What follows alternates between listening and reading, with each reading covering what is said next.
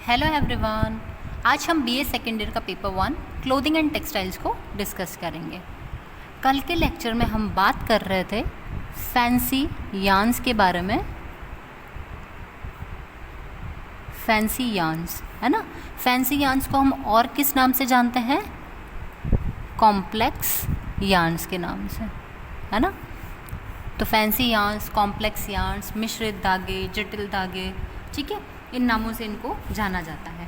और इसके बहुत सारे प्रकार भी थे, हमने पढ़े थे, है ना। स्लब यार्न पढ़ा था, फ्लेक यार्न पढ़ा था, स्पाइरल यार्न पढ़ा, रेटाइन यार्न, लूप यार्न, इस तरीके से करके हम 5 यार्न्स इसके डिस्कस कर चुके थे। अब आज हम इसी को आगे कंटिन्यू करेंगे और इसके 6th टाइप के बारे में बात करेंगे, जो है नॉट एंड स्पॉट यार्न।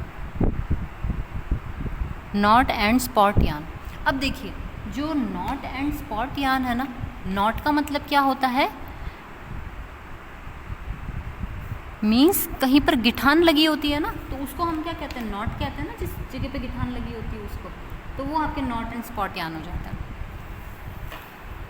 इस वाले टाइप के धागों के अंतर्गत क्या होता है कि जब भी आप ऐसा कॉम्प्लेक्स यार्न बनाते हो या फैंसी यार्न बनाते हैं ना, तो यहाँ पर क्या होता है, जैसे कि पहले बेस आपका ये रहा, ठीक है। अब क्या किया आपने? इस टाइप के 2 धागे ले लिए। एक धागा है वो तो आपका किसका काम करेगा? बेस का काम करेगा, ठीक है, ये करेगा बेस का काम। और दूसरा जो होता है ना धागा, अब उसको इसके ऊपर लपेटा जाता है, ठीक है। अच्छा, ऐसे लपेटेंगे, नॉर्मल लपेटा, किसी किसी जगह पे थोड़ा ज़्यादा सा ऐसे लपेट दिया, फिर नॉर्मल सा लपेटा, फिर किसी जगह पे इसको थोड़ा ज़्यादा लपेट दिया जाता है, ठीक है।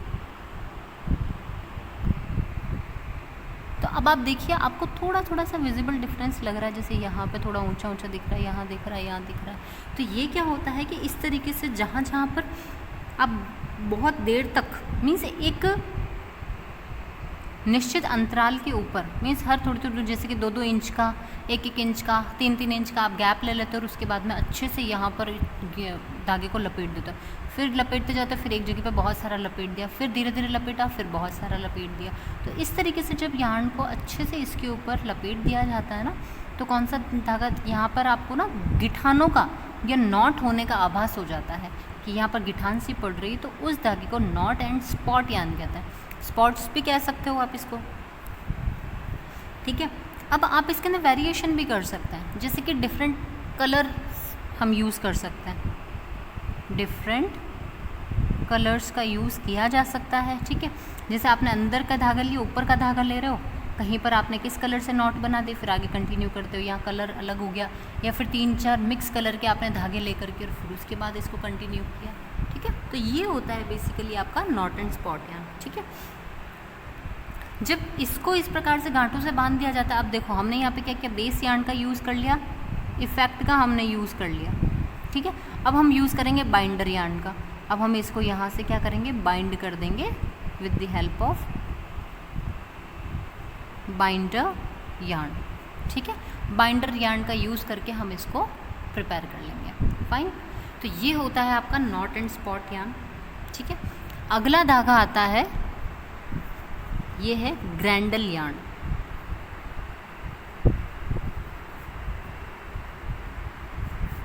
ग्रैंडल यार्न।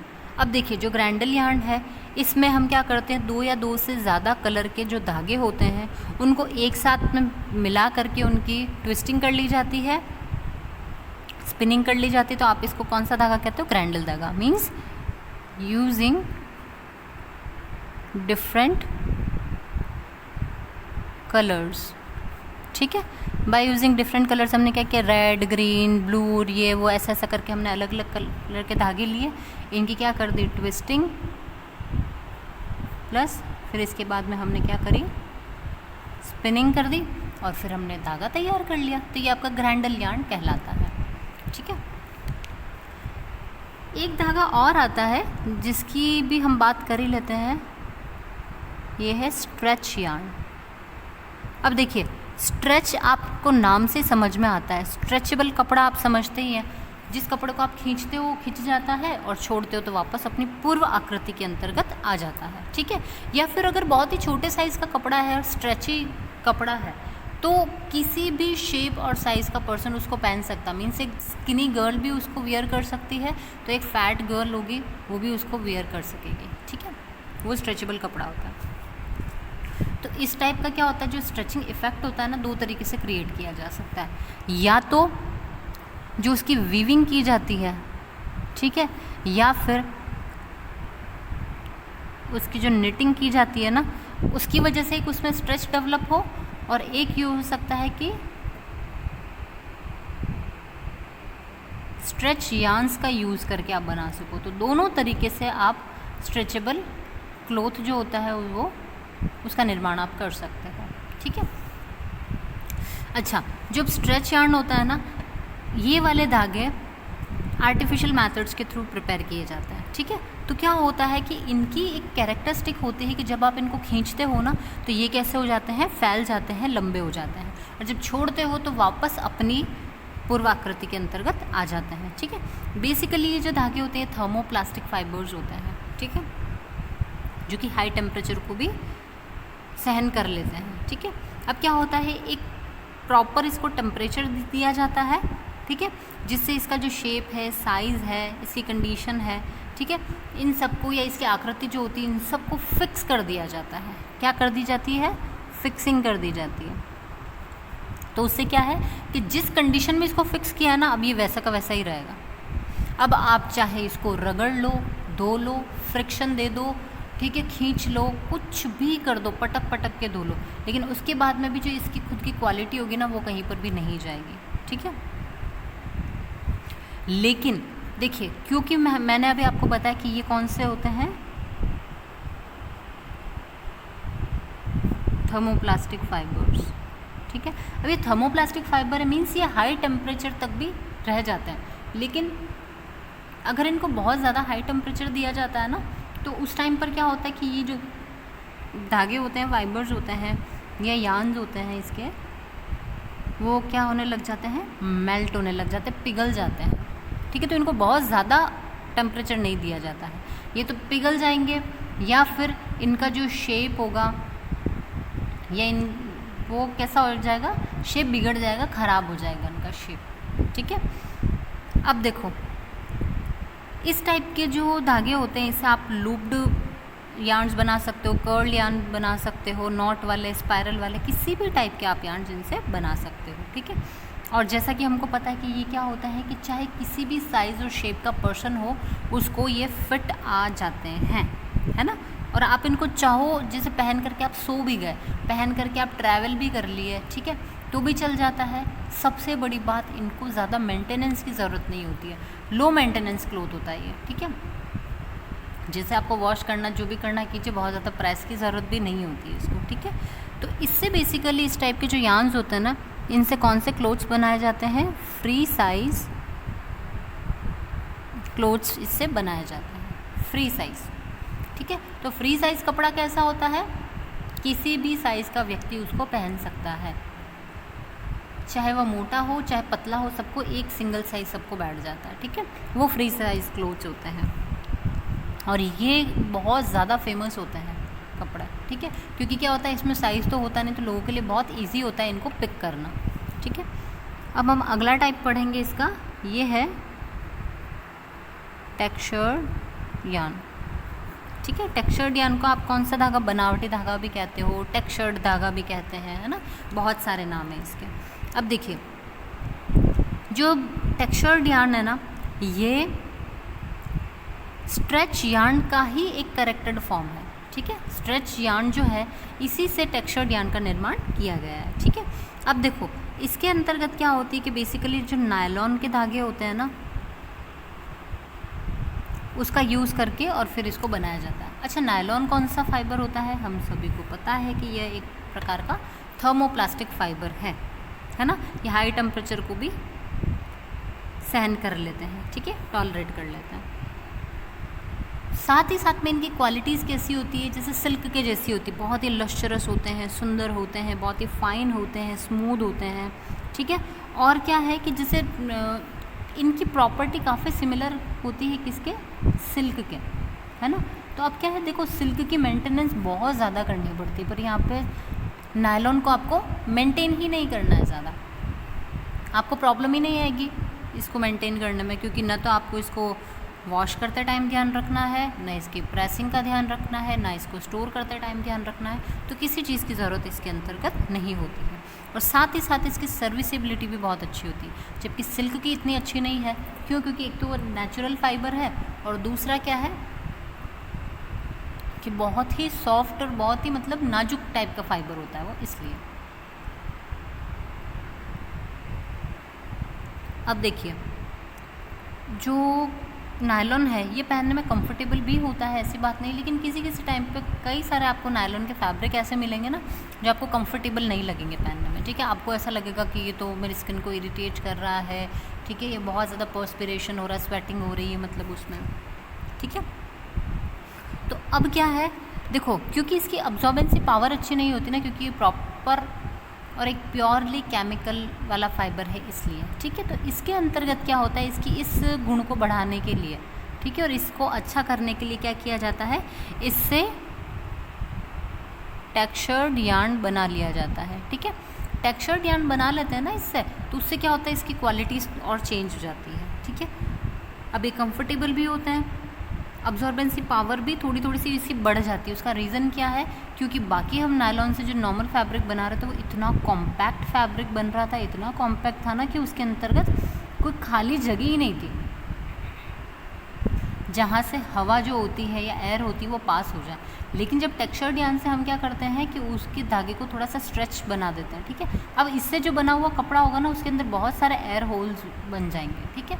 उस एयर होल से क्या होता है कि आराम से हवा अंदर बाहर आ जा सकती है, पास हो सकती है, तो वो आपको पहनने में कंफर्टेबल लगने लग जाएगा, ठीक है। तो ये आपको इस प्रकार से हम इसकी जो क्वालिटीज़ होती है उसको चेंज कर देते हैं टेक्सचर्ड यार्न बनाते टाइम पर, ठीक है। अभी जो आपका टेक्सचर्ड यार्न होता है ना, ये हमने बात करी थी कि इसके बहुत सारे टाइप्स होते हैं, ठीक है। तो हम इसके टाइप को डिस्कस करते हैं, जिसमें पहला आपका आता है textured surface set yarns, textured surface set yarns, ठीक है। इसको आप हिंदी में कहते हो बनावटी सतह वाला धागा, ठीक है, बनावटी सतह वाला धागा। अब देखो, बनावटी सतह मीन्स टेक्सचर्ड है, ठीक है। तो इसमें क्या किया जाता है कि जो क्लोथ है, ठीक है, या फैब्रिक है, ठीक है, इन क्लोथ्स में या जो फैब्रिक है इसको क्या कर दी जाती है, यहाँ पर इसका ब्यूटी बढ़ाने के लिए, इसको अट्रैक्टिव बनाने के लिए यहाँ पर क्या किया जाता है, इसको हीट सेट किया जाता है, ठीक है। हीट सेट से क्या होता है कि जो इनका जो शेप होता है उसको चेंज कर दिया जाता है बेसिकली, ठीक है, और जिस आकृति के होते हैं उसी के अंतर्गत इसको बदल लिया जाता है। तो क्या होता है कि ये दिखने में अलग लगने लग जाते हैं, इनका जो टेक्सचर होता है वो चेंज हो जाता है, ठीक है। तो जो इस टाइप के फाइबर्स होते हैं ना, फैब्रिक होते हैं, बेसिकली देखो, एक तो एसीटेट से बनाते हैं, ठीक है। इसके अलावा जो पॉलिस्टर होता है, ठीक है, पॉलिस्टर के जो यार्न्स होते हैं या पॉलिस्टर के जो फैब्रिक्स होते हैं उनमें टेक्सचर वाला इफेक्ट दिया जाता है, ठीक है। तो यार्न्स को ही टेक्सचर इफेक्ट दे देंगे तो इससे बनने वाला जो कपड़ा होता है वो उसी क्वालिटी वाला बनता है, ठीक है।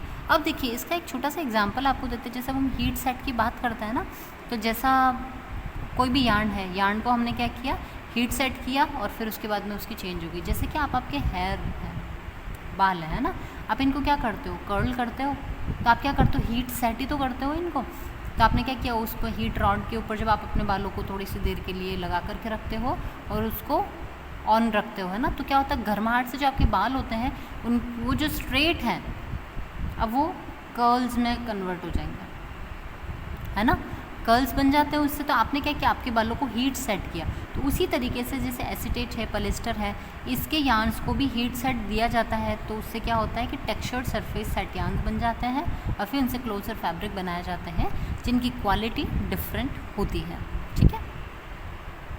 अब देखिए, उसका सेकंड टाइप जो है वो है स्ट्रेच टाइप यार्न, ठीक है। स्ट्रेच टाइप यार्न मीन्स जो धागा खींचा जाने वाला हो सकता है, ठीक है। तो इस टाइप के धागे जो होते हैं उसकी वो एक तो हैवी भी होते हैं और साथ ही साथ के अंदर ये स्ट्रेचेबल भी होते हैं, ठीक है। जैसे कि देखो आपके हौजरे के कपड़े हैं, स्वेटर्स हैं, जो हैंड ग्लव्स होते हैं, सॉक्स होते हैं, ये सब इसी मेथड से या इसी टाइप के यार्न से बनाए जाते हैं। इन्हीं यार्न्स का इसमें यूज़ किया जाता है। तो आपने देखा होगा सॉक्स जो होते हैं सबके फ्री साइज़ के आते हैं सेम, है ना। इसके अलावा हौजरी के जो कपड़े होते हैं वो भी ऐसे ही होते हैं, हैंड ग्लव्स होते हैं, तो सभी के सेम आते हैं। जितना बड़ा छोटा हाथ वो उसमें एडजस्ट हो जाते हैं, ठीक है। तो ये थे स्ट्रेच टाइप यार्न्स होते हैं, ठीक है। अब स्ट्रेच टाइप यार्न्स जो होते हैं ना, ये भी अगेन 2 टाइप्स के होते हैं, जिसमें आपका पहला तो आता है कर्ल टाइप, दूसरा आता है आपका कॉइल टाइप, ठीक है। अब देखिए कर्ल टाइप और कॉइल टाइप।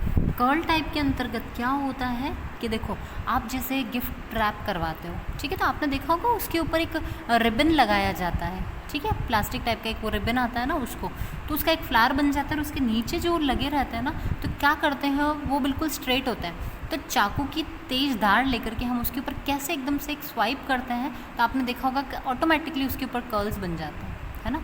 उसी टाइप के मेथड होता है कर्ल टाइप का, ठीक है। तो इस टाइप का धागा बनाने के लिए क्या करते हैं, जो फिलामेंट यार्न होता है ना, वो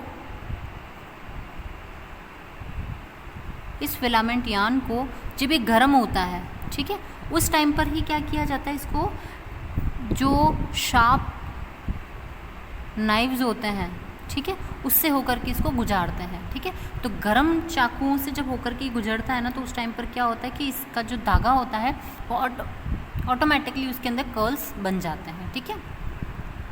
तो इस तरीके से तो बनाया जाता है कर्ल टाइप फिलामेंट यार्न बनाया जाता है, ठीक है। अब हम बात करते हैं कॉइल टाइप की। अब कॉइल टाइप के अंतर्गत क्या होता है कि इसको एक टाइप से फॉल्स ट्विस्टिंग दी जाती है, ठीक है, और उसके बाद में क्या होता है कि इसको तैयार किया जाता है। अच्छा, फॉल्स ट्विस्टिंग दी जाती है, इसके बाद में इसको अच्छा हीट सेट दिया और फिर इससे जो आपके धागे होते हैं उसके ऊपर क्या बन जाती है, कॉइल्स बन जाती है। जो फॉल्स ट्विस्टिंग दी जाती है ना, बेसिकली क्या करते हैं, इसमें पहले धागे को ट्विस्ट दे दिया, ठीक है, ट्विस्ट दे दिया धागे को इस तरीके से मोड़ करके और उसको क्या कर दी, हीट अप्लाई कर दी उसके ऊपर, तो ये गर्म हो जाता है। अब क्या करते हैं, इसको एकदम से ठंडा किया और उसके बाद में इन दोनों धागों को अलग अलग कर देते हैं। तो अब क्या है, ट्विस्टिंग की वजह से वो आपस में मुड़ जाते हैं ना, तो वो क्रिम्पी स्ट्रक्चर या कॉइल वाला स्ट्रक्चर इनका डेवलप हो जाता है, ठीक है। तो ये कॉइल्ड स्ट्रक्चर इनका बन जाता है। तो इस तरीके से हमारे पास वापस से 2 धागे आ जाते हैं और इनको फिर से अनट्विस्ट कर दिया जाता है। तो पहले ट्विस्ट करके हीट सेट किया और फिर इसके बाद में इसको अनट्विस्ट कर दिया, ठीक है। ये तो था आपका स्ट्रेच टाइप यार्न। अब हम जो इसका तीसरा बात करेंगे वो है बल्क टाइप यार्न, ठीक है। जो बल्क टाइप यार्न्स होते हैं ना, इनको वृहद बनावटी धागा भी कहते हैं, ठीक है। देखो ये धागे भी फिलामेंट होते हैं, ठीक है। इससे भी 2 प्रकार के धागे बनाए जाते हैं, जिसमें आपका पहला आता है क्रिम्प टाइप यार्न और जो दूसरा आता है ये होता है लूप टाइप बल्क यार्न, ठीक है। क्रिम्प टाइप यार्न और लूप वाला, ठीक है। अब देखो इसमें क्रिम्प यार्न को जब बनाया जाता है ना, तो उसमें क्या किया जाता है कि पहले जो फिलामेंट यार्न है ना, इसको एक क्रिम्प बॉक्स से होकर के निकालेंगे। यहाँ पर ये बड़ा सा रोल लगा हुआ जिसमें बहुत सारा धागा है, धागा निकल रहा है, तो इसको एक ऐसे क्रिम्प बॉक्स से निकालेंगे। तो इसमें क्या होता है, इस प्रकार से दांते नुमा संरचना होती है, ठीक है। तो क्या होगा कि जब ये धागा इससे होकर के गुजरता है तो इसके बीच में दब जाता है, तो जो बना हुआ धागा निकलेगा ना, वो ऐसा क्रिम्पी स्ट्रक्चर का निकलेगा, जैसे वुल होता है ना आपका क्रिम्पी, इस टाइप का निकल करके आ जाता है, ठीक है। तो ये क्रिम्प टाइप कहलाता है आपका। और ये जो क्रिम्प बॉक्स से निकालते हैं ना, तो ये कैसा होता है, हॉट होता है, गर्म होता है, ठीक है।